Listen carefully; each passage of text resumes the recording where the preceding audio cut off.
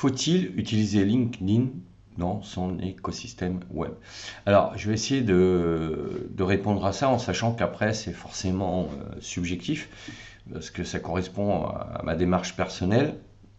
Alors, pour rappel, un écosystème web, c'est quand tu vas te créer un ensemble de supports médias sur lesquels tu vas pouvoir communiquer à travers des contenus, que ce soit des articles, des vidéos, des posts sur les réseaux sociaux, pour générer du trafic, donc avoir des visiteurs et pouvoir ensuite les inviter à s'abonner à ton écosystème justement pour après communiquer avec eux et pouvoir à terme leur proposer tes produits et tes formations en ligne. Mais une fois que tu as fait ça, si tu veux, il va falloir que tu sélectionnes effectivement les supports de ton écosystème web en fonction de ta cible.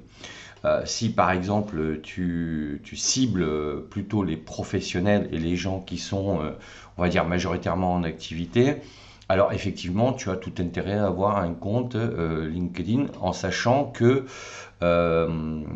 aujourd'hui cette plateforme a beaucoup évolué par rapport à ses débuts. À ses débuts, quand tu étais créateur de contenu, que tu avais un écosystème web avec un blog, une chaîne par exemple, tu postais des informations, tu pouvais générer certains trafics grâce à LinkedIn et éventuellement avoir un retour, comment dire, en rentabilité, parce que tu pouvais y trouver des clients. Bon, ce qui se passe, c'est qu'aujourd'hui, LinkedIn, c'est devenu une plateforme où tu as quasiment que des gens qui majoritairement proposent des prestations. Alors quand je dis ça, c'est parce que j'ai utilisé cette plateforme dans tous les sens, puisqu'au départ je l'utilisais et moi-même je publiais alors de manière automatique mes articles et j'avais donc des demandes de contact par ceux qui étaient déjà inscrits. Et ce que je remarquais, que c'était souvent des gens qui cherchaient donc des partenariats, qui cherchaient à vendre leurs prestations en réalité. Et alors, on- tu pourras me dire, oui, comme toi tu le faisais, en fait, moi je le faisais pas vraiment. Moi, ce que je faisais, c'est qu'en fait, je publiais mes contenus d'articles, mais je proposais aucune prestation. Et, euh, et en fait, moi j'avais une démarche plutôt passive sur cette plateforme, parce que j'avais conscience que c'était pas là le cœur de ma cible. Moi, ma cible, c'est le trafic organique, parce que moi, ce que je cible, entre guillemets, c'est plutôt les particuliers, quoi, qui cherchent à créer une activité en ligne en devenant formateur en ligne. Et alors, évidemment, sur LinkedIn, tu peux avoir pas mal de formateurs qui peuvent éventuellement avoir besoin de trouver le type de formation que je peux proposer. Donc certes, mais ça représente vraiment une partie vraiment infime de ce qu'on peut trouver sur LinkedIn. Et surtout, aujourd'hui, moi je pense que c'est plus un réseau carte de visite qu'un réseau professionnel. Alors, ça ne veut pas dire qu'il y en a pas qui trouvent des solutions de business grâce à cette plateforme, mais aujourd'hui, moi, je pense que c'est plus orienté en fait vers les entreprises.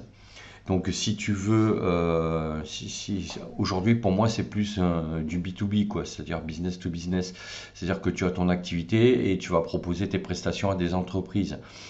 En sachant que si tu fais ça, forcément, si tu vends des formations, il y a de fortes chances que tes clients entreprises fassent appel à des financements à travers les OPCO, les organismes paritaires qui gèrent les fonds formation ou qui utilisent d'autres fonds comme France Travail, etc. Et s'ils souhaitent recruter des demandeurs d'emploi. Et donc, à partir de là, tu vas rentrer, si tu veux, dans la filière des organismes de formation avec tout ce que ça sous-entend, à savoir un numéro de déclaration qui, je le rappelle, n'est pas un numéro d'agrément, c'est un numéro de déclaration. Mais pour l'obtenir, bon, après, il faut que tu démontres que tu es effectivement formateur, que tu as des qualifications, que tes cours, tu dois présenter tes cours et tes programmes. et tu devras mettre en place une démarche Calliope, donc qualité, pour obtenir après les financements des organismes qui te le demanderont. Donc ça veut dire qu'après tu rentres dans un engrenage administratif qui fonctionne très bien et qui te permettra certainement d'obtenir pas mal de fonds et de financements.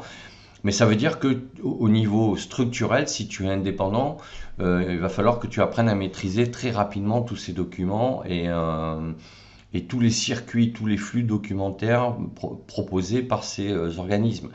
Parce que si tu as des clients qui utilisent chacun leur propre OPCO, ça veut dire qu'il va falloir que tu apprennes à gérer administrativement toutes les procédures de ces OPCO-là. Si tu travailles avec 5 OPCO différents, alors globalement, ils ont à peu près le même mode de fonctionnement, c'est-à-dire qu'ils vont te demander des conventions de formation signées par ton client, ils vont te demander le programme que tu auras proposé, et à l'issue donc de la formation, ils vont te demander les feuilles de présence. Et donc ça, c'est les 3 documents en général incontournables, mais après, on va pouvoir éventuellement te demander les évaluations faites par tes stagiaires, etc., etc. Donc tu vas rentrer avec LinkedIn dans un circuit qui, à mon sens, est plus orienté vers les entreprises et les professionnels. Donc c'est pas une critique, c'est un sentiment parce que c'est ce que je constate à titre personnel, parce que j'ai été beaucoup contacté, alors pas par des clients, mais surtout par des demandes de partenariat, etc. Et bon, moi, c'est pas ma démarche en fait. Mais voilà, donc c'est vrai que donc moi j'ai un compte sur LinkedIn, mais je l'utilise plus parce que voilà, aujourd'hui, je pense que par rapport au début, ça a beaucoup changé et que si toi tu veux te lancer entre guillemets comme solopreneur, c'est-à-dire individuel, je pense pas que ça soit la meilleure plateforme à intégrer.